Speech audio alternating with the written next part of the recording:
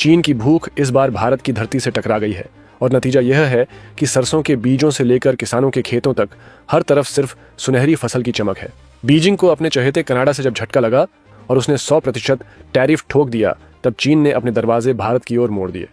लेकिन चीन शायद ये भूल गया कि भारत अब सिर्फ बेचने वाला नहीं बल्कि शर्तें तय करने वाला देश बन चुका है। जिस रेपसीड मील को पहले चीन नजरअंदाज करता था, आज उसी के लिए वो रिकॉर्ड और ऑर्डर भेज रहा है और भारत अपनी फसलों से उसकी निर्भरता को अपने मुनाफे में बदल रहा है। राजस्थान, हरियाणा और मध्य प्रदेश के खेतों में इस वक्त ऐसा माहौल है मानो कोई नया क्रांति सीजन शुरू हो गया हो। किसानों के ट्रैक्टर दिन रात चल रहे हैं क्योंकि इस बार सरसों की बुआई ने सारे रिकॉर्ड तोड़ दिए हैं। अब तक 4.17 मिलियन हेक्टेयर में फसल बोई जा चुकी है, जो पिछले साल से 13.5% ज्यादा है। किसान कहते हैं कि मिट्टी में इस बार वो ताकत है जो बरसों से नहीं दिखी। बरसात ने नमी छोड़ दी और दामों ने जोश भर दिया। पिछले सीजन में जो मुनाफा किसानों ने देखा, उसने हर गांव में नई उम्मीद बो दी है। भारत का ये कदम केवल खेती तक सीमित नहीं है, ये एक आर्थिक रणनीति भी है। जब दुनिया में तेल की कीमतें उछल रही हैं, भारत ने अपनी रफ्तार खेती की दिशा में मोड़ दी है। रेपसीड में सोयाबीन से कहीं ज्यादा तेल होता है और यही कारण है कि इसकी बढ़ती पैदावार भारत को आयात के बोझ से राहत दे रही है। अब भारत विदेशी तेल पर निर्भर नहीं बल्कि आत्मनिर्भर बनने की ओर बढ़ रहा है। एक समय था जब भारत अपने घर के चूल्हे जलाने के लिए मलेशिया और इंडोनेशिया की तरफ देखता था, लेकिन अब हालात पलट रहे हैं। चीन की मुश्किलें बढ़ने की असली शुरुआत तब हुई जब उसने कनाडा पर गुस्सा निकालते हुए रेपसीड मील और ऑयल पर भारी टैक्स लगा दिया। अपनी राजनीतिक लड़ाई में चीन खुद फंस गया। दुनिया के बाकी देश उसकी चाल समझ गए, लेकिन भारत ने इस मौके को सोने में बदल दिया।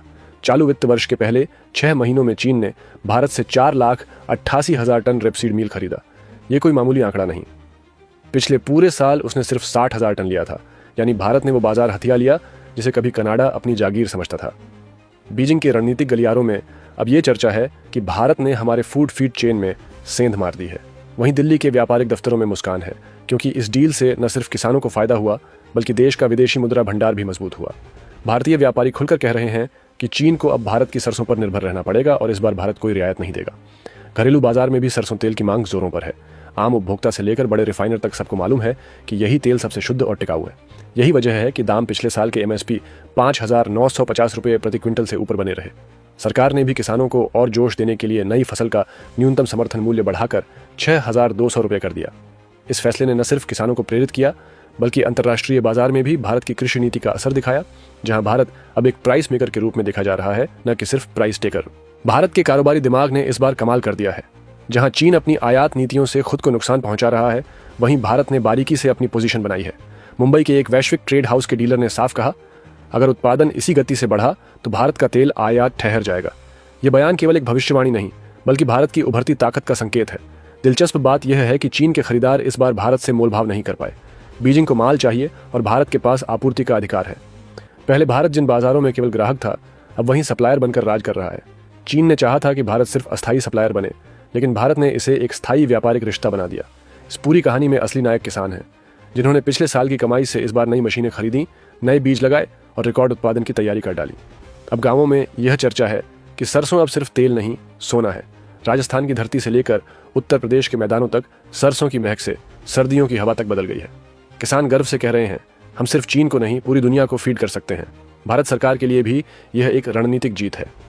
एक तरफ विदेशी तेल पर निर्भरता घट रही है, दूसरी तरफ ग्रामीण अर्थव्यवस्था को नई जान मिल रही है। सरकार की MSP नीति ने किसानों को सुरक्षा दी, जबकि चीन की मांग ने मुनाफे का दरवाजा खोल दिया। दो तरफा फायदा। एक आर्थिक युद्ध में जीत का संकेत है, दूसरी ओर चीन की स्थिति लगातार बिगड़ रही है। कनाडा से कटे सप्लाई चेन के बाद बीजिंग की इंडस्ट्री को भारत पर झुकना पड़ा, लेकिन यह झुकाव चीन के लिए दर्दनाक साबित हो रहा है, क्योंकि भारत अब कीमत तय कर रहा है और गुणवत्ता में भी शर्तें रख रहा है। यानी चीन अब खरीदार है, मगर उसके पास मोलभाव की ताकत नहीं। भारत की यह कहानी सिर्फ खेती तक सीमित नहीं बल्कि कूटनीति और आत्मनिर्भरता की मिसाल बन चुकी है। चीन को जहां अपनी ही नीतियों का परिणाम भुगतना पड़ रहा है, वहीं भारत ने अपनी कृषि को रणनीतिक हथियार बना लिया है। अब अंतर्राष्ट्रीय मंचों पर भारत के आंकड़े सिर्फ उत्पादन के नहीं बल्कि प्रभुत्व के बन रहे हैं। और जब बात प्रभुत्व की हो तो भारत ने यह दिखा दिया है कि वह सिर्फ धरती से उपज निकालना नहीं जानता बल्कि अवसर से इतिहास भी गढ़ना जानता है। सरसों का हर बीज अब चीन के लिए निर्भरता का प्रतीक है और भारत के लिए विजय का। खेतों की यह सुनहरी क्रांति अब सिर्फ कृषि नहीं रही, यह भारत की नई आर्थिक शक्ति का ऐलान है। भारत की सरसों की यह कहानी अब सिर्फ खेतों तक सीमित नहीं रही, बल्कि यह वैश्विक राजनीति और अर्थव्यवस्था की नई परिभाषा बन चुकी है। जिस फसल को कभी स्थानीय माना जाता था, वह आज अंतर्राष्ट्रीय कूटनीतिक चालों का हिस्सा बन गई है। चीन की गलती ने भारत को वह मौका दिया जिसकी उसे बरसों से तलाश थी, एक ऐसा बाजार जहां भारत सप्लायर बने और चीन को डिपेंडेंट बनना पड़े। ये वही स्थिति है जो दशकों से उल्टी थी। जब भारत को हर बार अपने व्यापार में शर्तें स्वीकार करनी पड़ती थीं।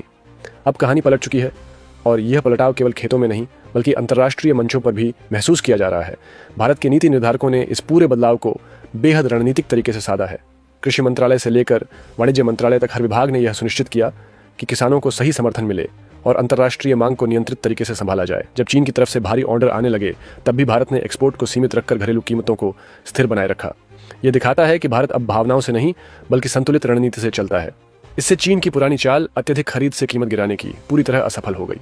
एक बड़ा पहलू यह भी है कि भारत अब सिर्फ रेपसीड तक सीमित नहीं रहेगा। कृषि वैज्ञानिक और नीति निर्माता इस सफलता को एक मॉडल के रूप में देख रहे हैं। जिस तरह सरसों की खेती ने अंतर्राष्ट्रीय व्यापार का रुख बदला, उसी तरह आने वाले सालों में भारत सूरजमुखी और तिलहन उत्पादन पर भी इसी रणनीति को लागू करने जा रहा है। यानी भारत अब फसल आधारित अर्थव्यवस्था नहीं बल्कि रणनीतिक कृषि शक्ति की दिशा में कदम बढ़ा चुका है।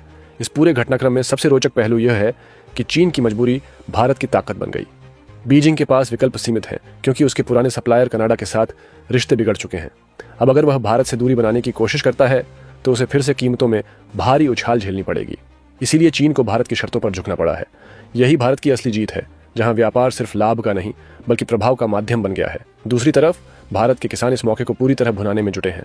राजस्थान के जयपुर, सीकर और झुंझुनुओं के इलाकों में सरसों के बीज की मांग इतनी बढ़ गई है कि बीज कंपनियों को ऑर्डर पूरा करने में दिक्कत हो रही है। नए हाइब्रिड बीजों की बिक्री रिकॉर्ड स्तर पर है। किसान अब केवल खेती नहीं कर रहे बल्कि ग्लोबल सप्लाई चेन के अहम किरदार बन चुके हैं। यह बदलाव ग्रामीण भारत की सामाजिक स्थिति में भी नई ऊर्जा ला रहा है, जहां अब खेती गर्व का विषय बन गई है, न कि मजबूरी का।